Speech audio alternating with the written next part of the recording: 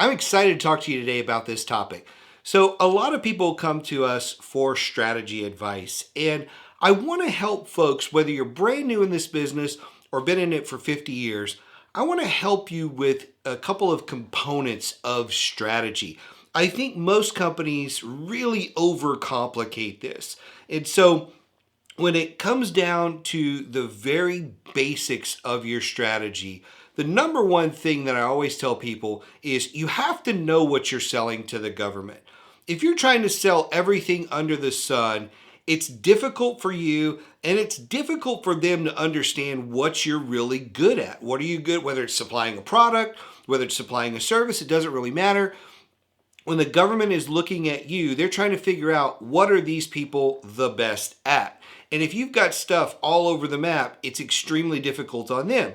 On the flip side, if you've got 25 different NAICS codes that you're chasing, it's difficult on you just trying to figure out what to sell. And let me throw this little thing in there.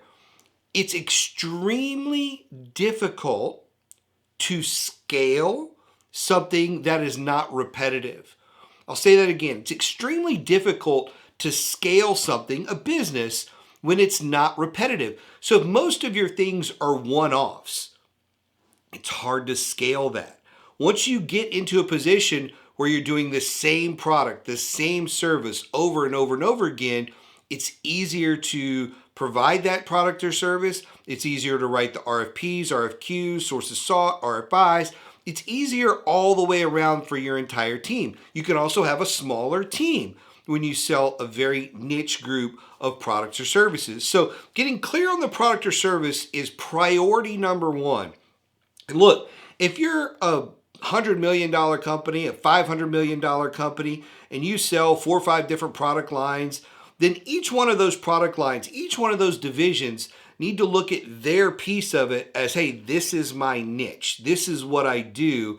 The company happens to do this other stuff, but our focus is in this one area. Because if you don't do that, then again, you're going to have the situation come up where everybody is not doing anything that's scalable because they're not repeating that process. So what you really want is a repetitive type of product or service that you can scale and grow into the millions, billions, whatever it is that you're trying to do. So that's number one, very clear on the product or service. Number two is very clear on who buys that product or service. Now, there's a lot of free resources. You can use your bid matching tools. It's very easy to determine who's buying your products and services. The hard part is usually narrowing down where you're going to focus, which is the next part of the strategy. So once I've pulled some reports and I've determined that, let's say in the Department of Justice, the FBI and DEA and maybe US Marshals, maybe they are where my products and services are the best fit. Now I've narrowed it down to that one agency and then those particular offices within inside the agency. And that's going to make my life a lot easier. And then what I tell people is, look, until you have steady past performance in those areas, don't be just chasing everything under the sun. Now, I'm going to add a little bit of a filter to that here in a moment. Now, your focus is going to be those couple of offices within the DOJ in this particular example. Now, if you're looking and you determine that there's not enough opportunities coming out, then you may have to expand the filter to a couple of other offices within DOJ. Or maybe you take a look and say, well, what else is similar to this? And maybe it's something under DHS, and maybe there's a couple of offices under DHS that I should also be looking at. So, but we want to have a tight filter as much as possible initially on the agencies that are buying your stuff. And we only loosen the filter if there aren't enough opportunities flowing in.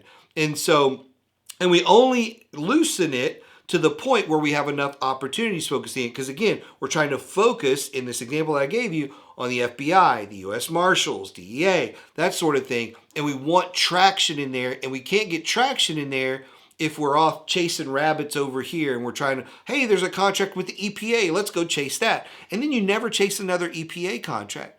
Like, you might have got a little experience on writing an RFP, but now you've wasted that energy chasing after an agency you're not going to work with, that's never going to be your ideal client. So again, we want to focus on who our ideal clients are in a small group initially and only open that up as we need more opportunities to flow into it. And then, even then, those need to be the right opportunities. So, the next part of the strategy is really simple. It's all about past performance. Your goal initially when you're trying to break into these new agencies is, whether you're a big prime or somebody small, it doesn't matter. You're typically going to try and focus on a subcontract of some sort. Yeah, and I said whether you're a big prime or not, it doesn't matter. You could be a $500 million company just now getting in government contracting, trying to get your feet wet. And maybe the smartest thing for you to do is find an 8A or an SDVOSB or another company that's already working in the agency you want to work with, and come in and sub to them, even on a small contract, a couple $100,000, $50,000 training thing. It could be something like that. As I'm shooting this video right now, we are in the thick of Q4 in 2022. And one of the things I always recommend to people is government always has a spending or a training budget that they need to spend. They haven't allocated it. They need to do that. That's always a good one. It's usually a $25,000 to $50,000 budget that they have for training. Or, hey, here's another one, office furniture. That's another one. I was talking to somebody today and I'm like, hey, you know what? A lot of people have a furniture budget and that might be the last thing on their mind. So if you sell office furniture or something along those lines, it's going to be a great time for you to reach out and say, hey, if you got, $5,000, $10,000 you're looking to spend here at the end of the year, we can make that happen for you really, really quickly. So what are you looking for, So there's always ways to get in there and just break into the market. I highly recommend being open to subcontracting, again, regardless of your size. So we identify our niche, we get clear on the niche, we get clear on who's buying what we sell, we zero in on within the people buying what we sell, the ones that we really, really want to focus on.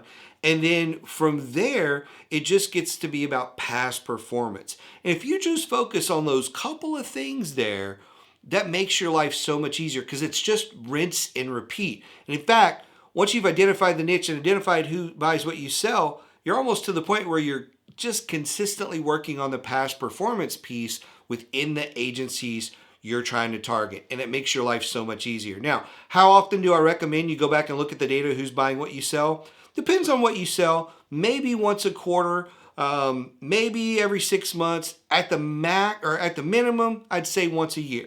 So at the minimum, once a year, you're pulling SAM reports and things like that. But if you have something new that pops up and you're trying to do some research, you may get in there and look at those other things. So keep it simple when you're thinking about your strategy, and just keep it very focused, and you'll have a lot of success in this market. If you have any questions, you know how to reach me. We'll see you next time.